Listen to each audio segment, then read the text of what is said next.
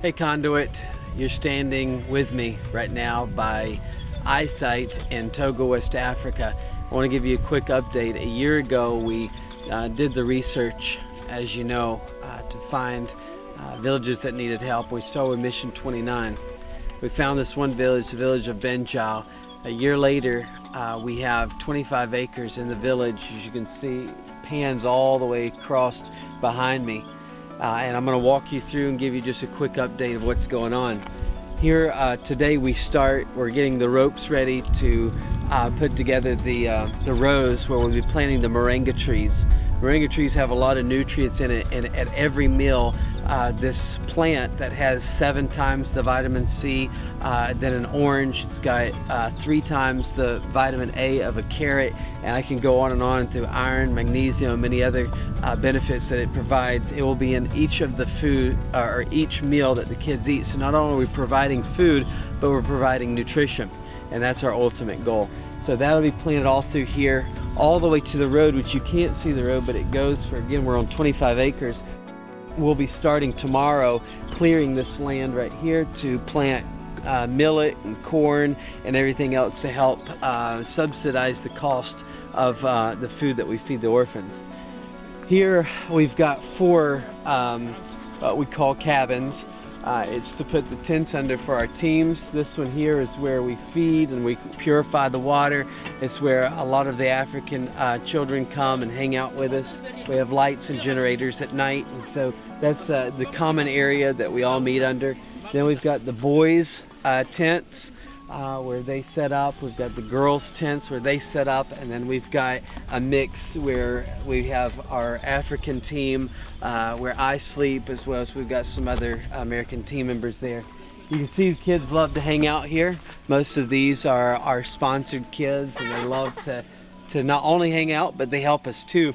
Come follow me and I'll show you Pastor Williams' house, and I'll also show you what we're doing, the breaking ground. If you plan to come visit, I don't want you to miss our bathroom though. It's quite the constructed bathroom we have. You see the grass around the grass wall? That is where you shower and where you take, well, let's just say the restroom. Follow me, will you? Okay, and here we've got the feeding center we've broken ground on, the teams have been working on, and we're doing the foundation right now. But let me walk you through it a little bit. Right here, this area is going to be where the kids will eat. It will hold about 100 kids at a time with tables and chairs. We're having a carpenter already make the tables and chairs. They're going to be benches and tables that come up so high. Then so that's what this area is. And this here is going to be the cuisine, or as we know, the kitchen. This is going to be the magazine, which is the storage for the food. And then this here is going to be a storage for a generator. We just were able to get a Honda generator shipped over here from America, and it will run the entire unit here with electricity. So it'll be pretty cool. It'll be tied in. There'll be electricity all throughout the building, and you just flip a switch, the generator will come on, and then the whole building will have full electricity. So that's going to be pretty cool to be able to cool things and also have lights at nighttime. So we're excited about this building. Right over here behind me, or in front of me rather, is Pastor Williams' house. Pastor Williams' house is going to be done here in the next couple weeks. Conduit, you're the ones that have made this 100% possible. They're excited about it. Right now they're living in a mud hut and with a thatched roof, so when it rains real heavy, they're getting wet. And if you know what these mud huts are made out of, they're made out of manure. And so you mix mud, manure, and water together, and you get a pretty sloppy mess that you're sleeping in. And so that's the condition they're in right now. But they haven't complained one time. They're excited about reaching their people, but they're totally stoked about the house that you've provided for them. This is the front of it. You walk in, there's a little foyer area. They use this a lot of times we were just able to purchase Pastor William his first bike, which is his first transportation he's ever had. It's like a dirt bike, really good for the village, and he'll be able to bring that in and park it here where it'll be safe. Also, it will be beautiful area just to come in and greet people that may be coming by. That's their custom, by the way. Here's the restroom. It's a good sized restroom.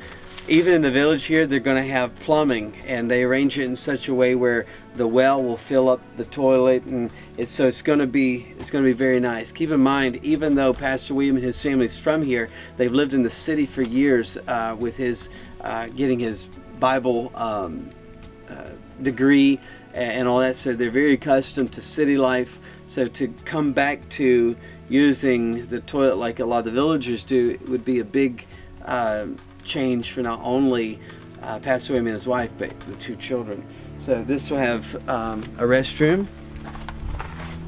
This here is Pastor William's and his wife's room. It's a very large size room. He'll be able to put a desk where he can study, and also he's been talking about some other things he's going to use this room for, not only to sleep, but for him and his wife it will be a nice place to have a study and also to rest. The original plans, this was just one room for his children, but custom here is you greet someone outside and you bring them in and you take them to the living area, very similar to us in America. And so Pastor William requested to make the children's room smaller and to make this a room where he can bring in people that may be coming by to visit him or to do a Bible study, that kind of thing. That way they don't have to meet in the bedrooms. Back here is Ezra and Barnabas. Those are the two sons of Pastor William and his wife, and this is their room. This is where we have been living, and this is where Pastor William and his family are living right now until their house is finished. You come on in and see around.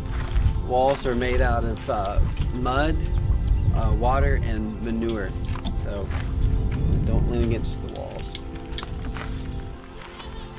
The inside here, we got a lot of our few of our orphans and sponsors kids here snapping some beans.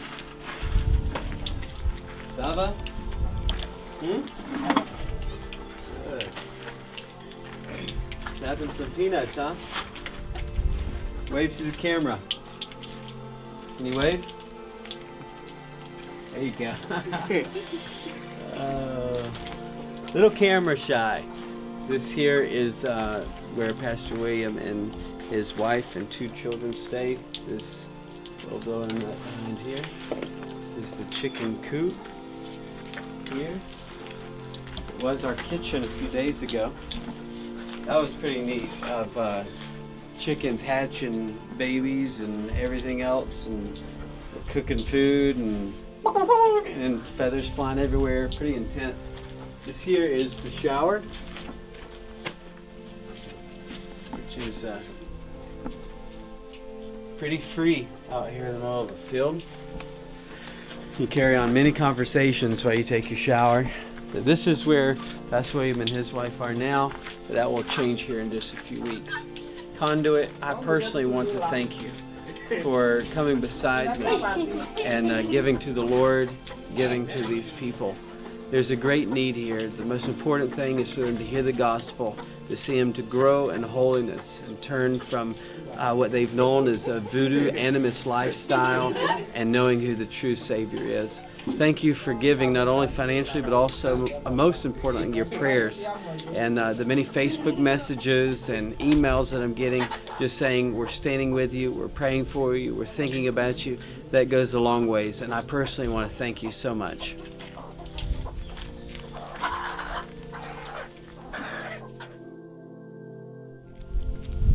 I'm Pastor William, the pastor of this village called Benchal, and here is my wife Veronica and our two children, Ezra and Barnabas.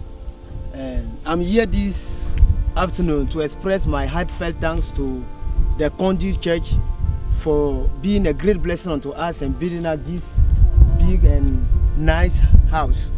it is a great privilege having them helping us over here to reach Africa for God's glory.